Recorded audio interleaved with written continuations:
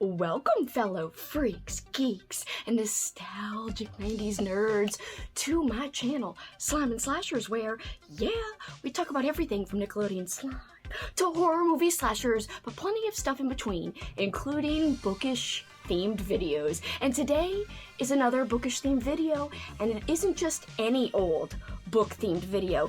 It is a vintage horror book haul! And you guys know how much I love those types of videos, and this one's special because it's a vacation vintage horror book haul. So all of these books I am about to show you, I got while on vacation in Utah and in Oregon. So stay right where you are, grab a snack or drink, because this one could be long, and I will be right back, and we will dig into the vintage horror books, and more specifically, the paperbacks from hell.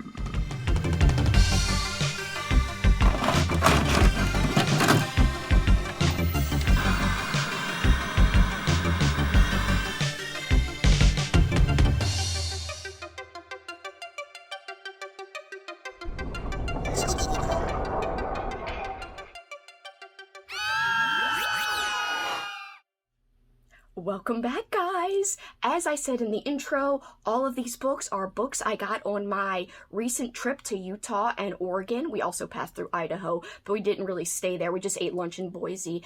But I actually have a vlog of my entire trip up on my channel right now.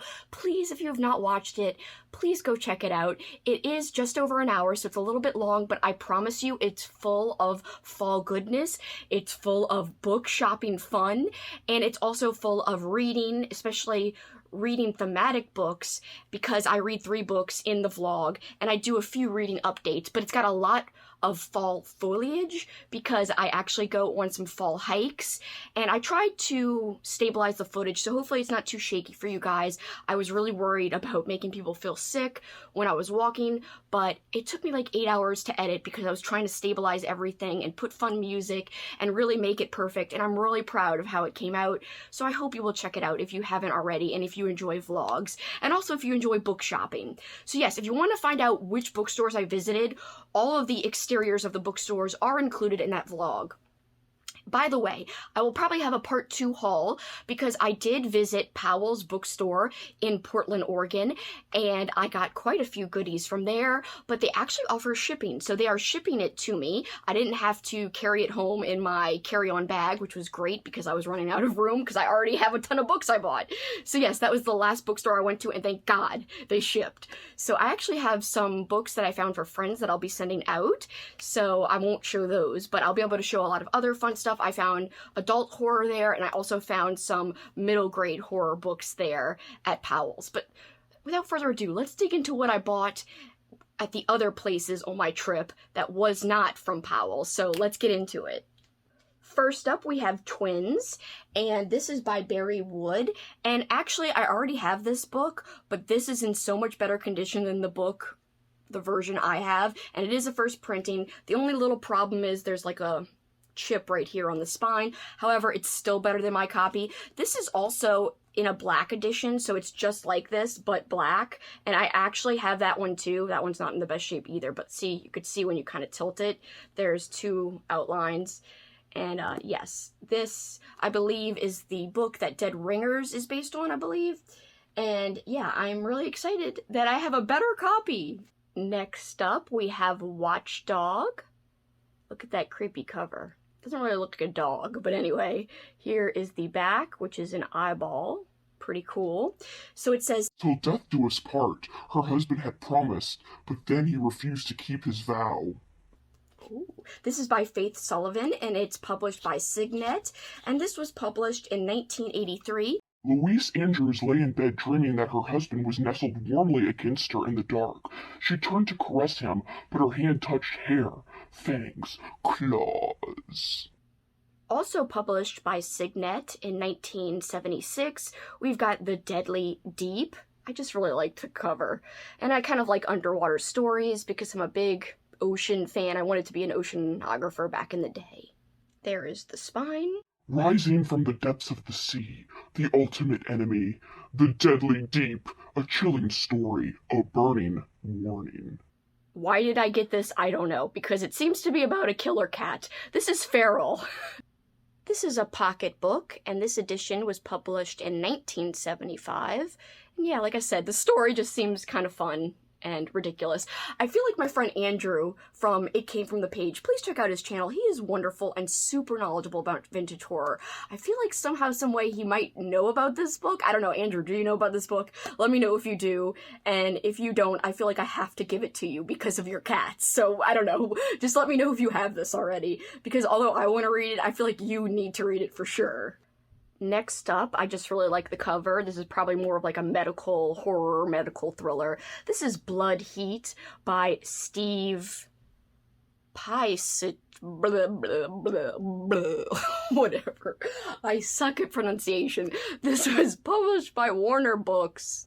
And this is a first printing from 1989. Next up, some middle grade stuff. I found a novelization of the movie Jumanji, and I really love this movie, so it was pretty great to find a fun little novelization of it. So, let's see. It is a first printing. It was published in 1995, and let's look at the back here. And it does include pictures from the movie, so yay! More middle grade, Tales from the Crypt, Volume 5. Freaking awesome. It is a first printing. Look at this creepy mummy back there. Amazing. I love it. Help! I'm trapped in a vampire's body. I love the kid. He's just like, oh. I feel like he should be a little more scared than this. He's even wearing garlic, but this dude's like, I don't care, bitch. I'm gonna bite you anyway. The back says, A grave situation. Oh, oh, oh, oh. So, I found this, and I actually recently think I saw this on Cameron Chaney's Patreon channel. This is The Nightmare Room, Locker 13. It is by R.L. Stine, and this is book 2. I believe it was a short series. I don't know how many total there are. It is a first edition. It's from 2000.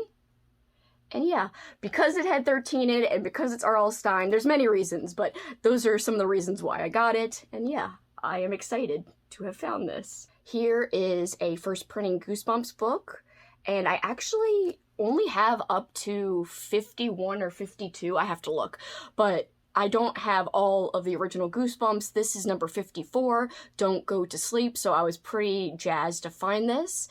So, yeah, look at it. Rise and shine forever. And one of my big finds that I was super excited about, this is Orca.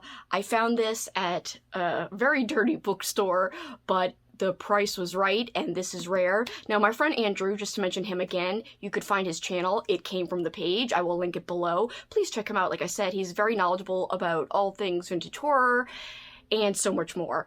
By the way, he told me in a recent comment, Kelsi, Orca is a trap. Like, it's not good, the book itself. But I wanted it for the cover, especially because it goes great with my other killer whale book. Killer whale book, I should say, which is Killer. And actually, Valancourt just announced that they are going to be releasing that in a new edition with the same vintage cover for their Paperbacks from Hell line, which I'm super jazzed about because I have a vintage copy, but I don't want to read it to mess it up. So I will be buying the Valancourt edition so that I can read it, because Andrew says that that story is way better than this story. He said, yes, stick with Killer, but I'm at least happy to have this as, you know, an awesome cover to own. So this is the one that I found in the vlog because it has a sticker. I actually found a better copy, but you could see there is a fold here. However, at least it doesn't have a sticker. So we'll see if I can get the sticker off or not. I might send the extra one to a friend if someone needs this. We'll see. I don't know which one I'm going to keep as of now. This was published by Pocket. Just take a look here. Awesome. Here we have a very shiny cover. As you can see, it's reflecting my ring light. This was published in 1977, this edition.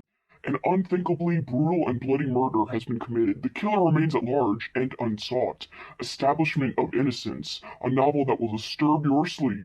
So, the title isn't even on the front, it's on the back. I will show you the back in a second, but I just had to get it for this bloody knife. And here is the back.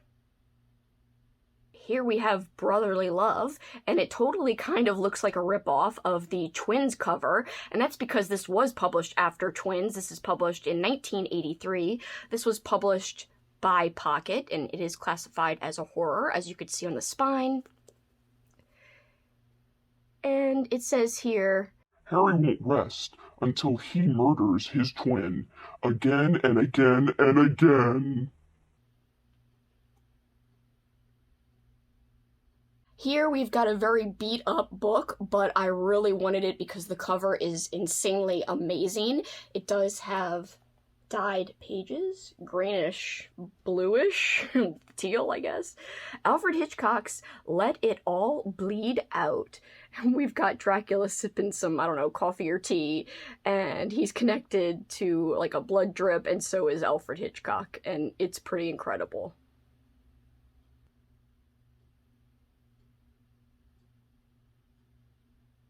Honestly, pretty stoked to have found this. I really want to read it. And look, it's got a super thematic carnival-themed cover. The only thing that sucks is someone drew a freaking 100 on the kid's sleeve, but that's fine.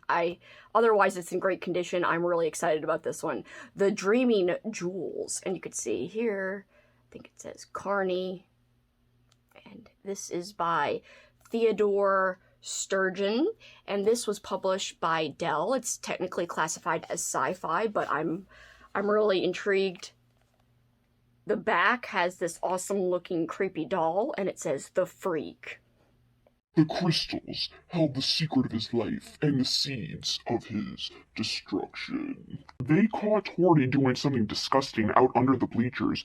He had to leave home after that, especially after his guardian accidentally maimed the boy's hand. By luck, he found the perfect place to hide, a traveling freak show with Xena the dwarf, Solemn the alligator-skinned man, and the others. He gained sanctuary for himself and for the glittering-eyed jack-in-the-box that was his only possession. What could he not know was that his cherished toy was the clue to his incredible destiny, and that his refuge was dominated by a man who would stop at nothing to find out what made Horty different. The Dreaming Jewels is one of Theodore Sturgeon's most moving and compelling works, a novel of surpassing warmth and strangeness by a master of imagination. So yeah, it doesn't sound horror heavy in that last paragraph, but it just sounds fabulous and very intriguing.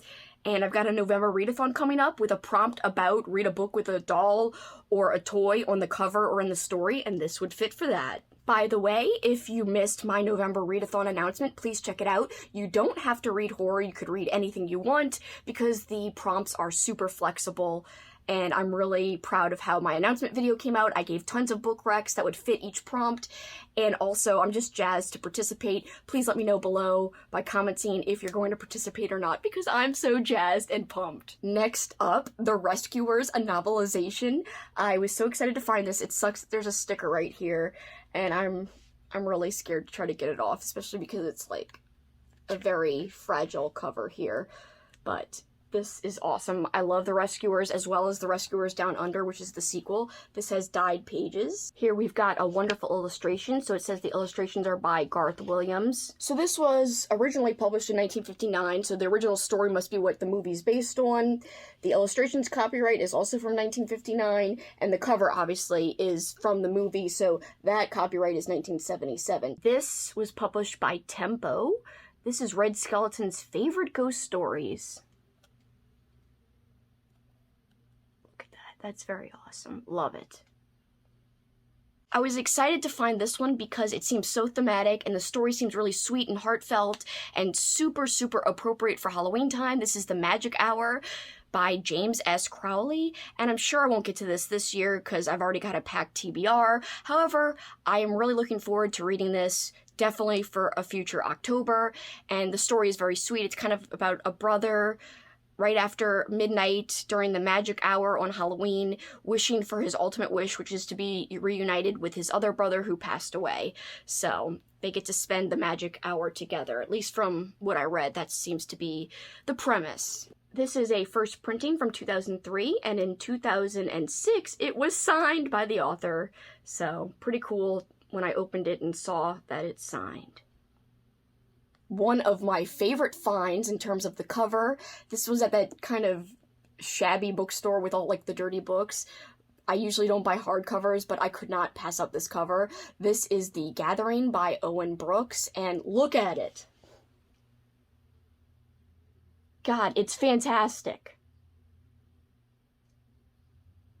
And the illustration is actually signed. That's crazy. Look, right there. Another scarecrow in the field. Oh, it's just such a great cover. It is a first print from 1983, I think. 1982, I'm sorry. And the back says, It was tall and black, and it straddled the path only yards from her like an immovable obstacle. If only it had been immovable. If only. Even as she looked, her breath caught as though her lungs had become ossified. It moved towards her, its clumsily wooden legs moving one at a time in a swaying, ugly gait. Its great outstretched arms brushed against the trees, snapping twigs, scraping against branches. Its square, footless stumps pounded the earth, seemed to root there, only to be wrenched up again, to come on towards her. It was a scarecrow, bigger than any she had seen, and it could move. It expelled clouds of visible breath into the damp air. It had eyes that glittered through slits in its sacking face. It even had arms, a second pair of arms that swung out from its rigid, stiff shoulders and reached towards her. okay, and these next 3 books came from Astoria, Oregon, and I was able to go book shopping with my wonderful friend Rachael. Check her out on Instagram.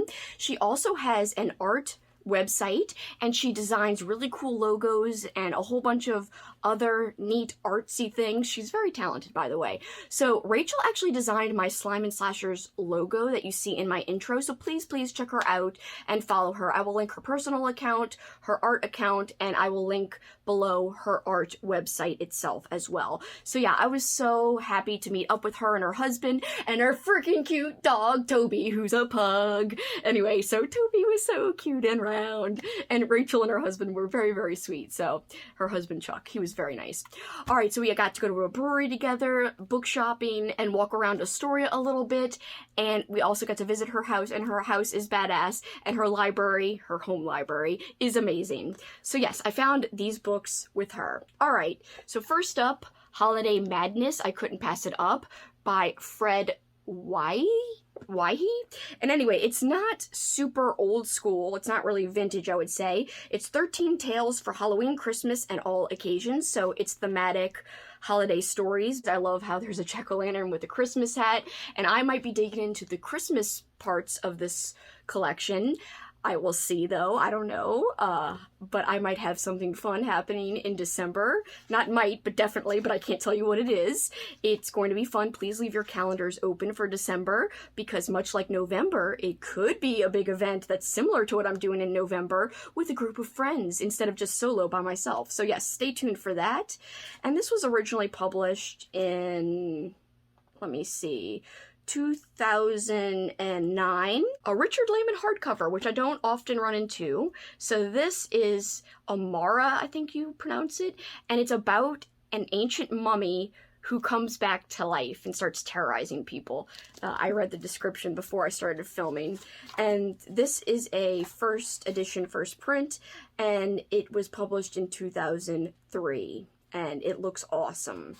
Let's just take a close look here. We could see this creepy clawed hand reaching out from a sarcophagus, and we could see Egyptian type of things in the background here. So this will be neat. I don't own a lot of mummy type of stories. I got a few, but not too many. And none by Richard Lehman, so this will be fun. I just finished a Richard Lehman book, Night in the Lonesome October, and it was weird and wacky, but super fun and very readable, very quick read. I think I'm going to give it a 4 or 4.5 because it was super fun, although it has his usual problematic issues in terms of the way he writes certain characters and just what he writes about sometimes, and it's super over-sexualized, like there's tons of sex and stuff in it, but I don't know, it was really crazy. It was a weird book. I didn't know what to expect. The story, I didn't know where it was going to go, but yeah, I was like, ugh. Where it did go, I was like, what? I don't know. Anyway, very weird, but awesome at the same time, for some reason. It's just creepy cozy and disturbing cozy, whatever. That's my thing. I love Richard Lehman because it's like this disturbing, but very fun type of read. Alright, and last but not least, the creme de la creme, my favorite author, Robert McCammon, and my friend Rachael spotted this on the shelf. She said, Kelsi and McCammon, and she looked at it first. I didn't even know what she was looking at first. And then she's like, oh my god, not only is it a first printing, but it is signed. Yeah! So exciting. I don't know what the noise was, but yes. So this is the 5. It's a newer Robert McCammon. It's not an old school, but it doesn't matter. This is from 2011, and I'm very excited. And yeah, let's just look at it again. My friend Nathaniel Toll, check him out on Twitter. I will link his Twitter below. I also got to visit him on my trip. I got to visit him when I was in Portland for the very last night. I was on vacation, and we went to this place called the Raven's Manor, and it's like a spooky bar. Again, if you missed it, check out my vlog, because we got Halloween thematic drinks. They served one in a little pumpkin like container. They also served one in like a glowing, awesome looking fancy glass, and on the outside was rimmed with this powder that made your lips and tongue numb, but it was very delicious at the same time. Anyway, Nathan said this is a good book, so I'm excited, because also Nathan loves Robert McCammon, so that's pretty cool. So yes, the 5. I'm about to start Usher's Passing in a week or so. I'm waiting till the end of the month to read that. It is my book club pick, and Amy over from Amy Noel Reads will be hosting my awesome freaking live show. It's gonna be awesome because Amy's involved, so I'm very excited. I will list the date down below for you guys, because we did set a date for November, so we're going to talk about Usher's Passing in November. Amy will be joining me live, and I love her so much. She is so sweet. I love her channel. She does the coolest, like, tarot card freaking TBR game that's, like, so unique and creative and awesome. She does that to pick some of her TBR books, and it's flipping so cool. Anyway, I totally recommend her channel. I'm loving her vlogs right now. I do have to catch up. I just recently watched one of her recent videos, but I gotta catch up more because I just love her channel so much, and she's a sweetheart, and I'm so excited because she also is a fan of Robert McCammon. She loves Swan Song, so not only like am I excited because I just like her in general, but I'm excited because a McCammon fan will be joining me. Also, we're gonna be buddy reading Swan Song together, so I'm extra pumped for that. Also, my friend Cami, I really want to read McCammon with her, and I want to read a future McCammon book for a book club and have her co-host with me. So she used to have a booktube channel. She hasn't uploaded in a while, but check her out. I will link her channel below, even though, you know, she hasn't uploaded in a while. You could check out her backlist videos, and I will also link her Instagram because she posts freaking awesome stuff on Instagram. But she is also a McCammon fan, and so I love talking with her on Instagram about McCammon, and so she's just a sweetheart. So check her out for sure too. And of course, like I said, as well as Amy Noel Reads, because she's fantastic as well. Alright guys, this was a long haul, but I know you guys like hauls, especially hauls that have vintage horror goodness, as well as vintage middle grade spooky books, so it had it all. What was you guys' favorite book that I showed today? Comment below. Do you guys own any of these books? Let me know. Please like and subscribe if you don't mind. That would really be appreciated. If you aren't already subscribed, join in on the fun. Come be a part of this wacky world of slime and slashers. Alright guys, but for this time, that is it for me. Till next time, you guys know what you can do. Keep on killing it. Knives. I don't know. Invisible knives. Bye!